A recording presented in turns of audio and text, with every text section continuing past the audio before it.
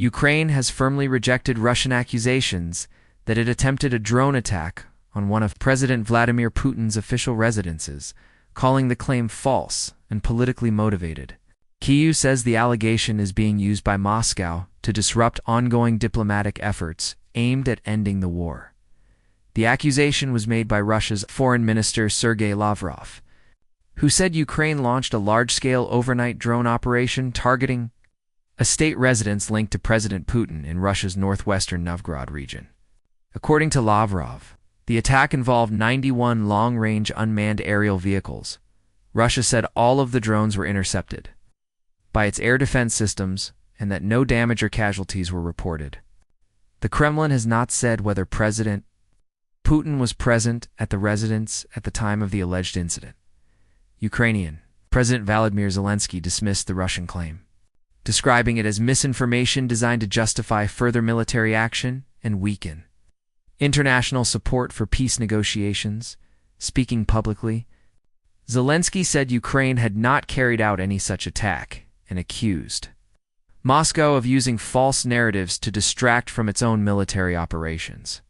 He described the accusation as a familiar tactic and warned that it could be used as a pretext for renewed strikes against Ukrainian cities. In a post on social media platform X, Zelensky urged the international community to remain alert. He said silence in the face of such claims could allow Russia to undermine efforts toward a lasting settlement of the conflict. Ukrainian officials also pointed out that Russia has previously targeted government buildings and civilian infrastructure in Kyiv and other cities, arguing that Moscow's record undermines its credibility.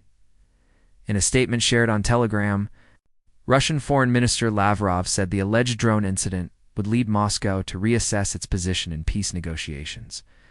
He used strong language to describe Ukraine's leadership, accusing it of abandoning diplomacy in favor of what he called state terrorism. However, Lavrov also said Russia does not plan to withdraw from talks with the United States. Russian state media quoted him as saying that while Moscow's approach may change, dialogue would continue.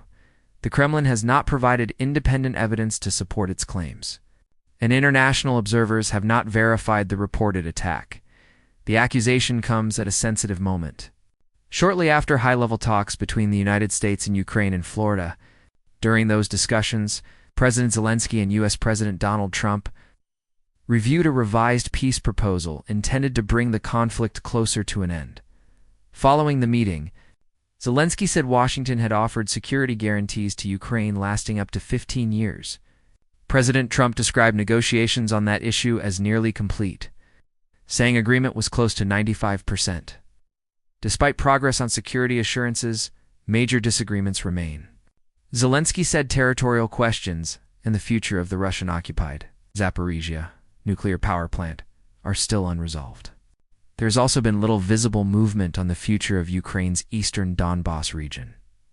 The Donbas region, which includes Donetsk and Luhansk, has been a focal point of the war since 2014 and remains one of the most contested issues in peace talks. Russia currently controls roughly 3/4 of Donetsk and almost all of Luhansk. Moscow has repeatedly stated that it wants full control of the region and has rejected several elements of proposed peace frameworks that would limit its territorial gains. Ukraine has insisted that any lasting settlement must respect its sovereignty and territorial integrity, a position supported by many Western governments. The White House said on Monday that President Trump had concluded what it described as a positive phone call with President Putin following the U.S.-Ukraine talks. According to Yuri Ushakov, a senior foreign policy aide to the Russian president, Putin raised the alleged drone incident during that conversation. Ushakov said the Russian leader told Trump that the incident occurred shortly after Washington had expressed optimism about the negotiations. Ushakov said President Trump reacted with surprise and anger upon hearing the claim and suggested it could influence how the United States works with Ukraine going forward. Later, speaking to reporters, Trump initially appeared unaware of the alleged attack. However, he later said Putin had informed him directly and that he was very angry about what he had been told. When asked whether the United States had seen any evidence confirming Russia's version of events, Trump said the situation remained unclear. He acknowledged that it was possible the attack had not taken place, but said he was relying on what Putin had told him so far.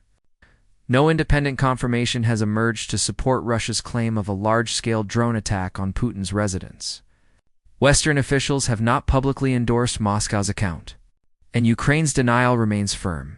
Analysts say the absence of physical evidence, or third-party verification, makes it difficult to assess the credibility of the allegation. They also note that information warfare has played a significant role throughout the conflict. With both sides seeking to influence international opinion, several experts have warned that unverified claims can have serious diplomatic consequences, particularly when negotiations are at a delicate stage.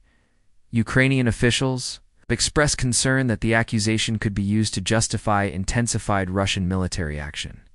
QU has warned that similar narratives in the past have preceded major missile and drone attacks on Ukrainian cities. Russia, meanwhile, says it is responding to what it describes as growing security threats and has repeatedly accused Ukraine of targeting Russian territory. Claims that Kyiv often disputes. International observers say the coming days will be critical in determining whether the incident leads to further escalation or whether diplomatic channels can remain open. Despite the sharp exchange of accusations, both Moscow and Washington have indicated that communication remains ongoing. The United States continues to position itself as a key intermediary, while Ukraine insists that diplomacy must be based on verified facts rather than allegations. The broader peace process remains fragile. While discussions on security guarantees have reportedly advanced, fundamental disagreements over territory, control of critical infrastructure, and long-term security arrangements persist. For now, the alleged drone attack remains unproven, but its political impact is already being felt as the war in Ukraine approaches another critical phase. The dispute over the alleged drone incident highlights the deep mistrust between the parties. With peace talks underway and tensions high, unverified claims risk complicating diplomacy at a moment when international efforts are focused on preventing further escalation and achieving a lasting resolution.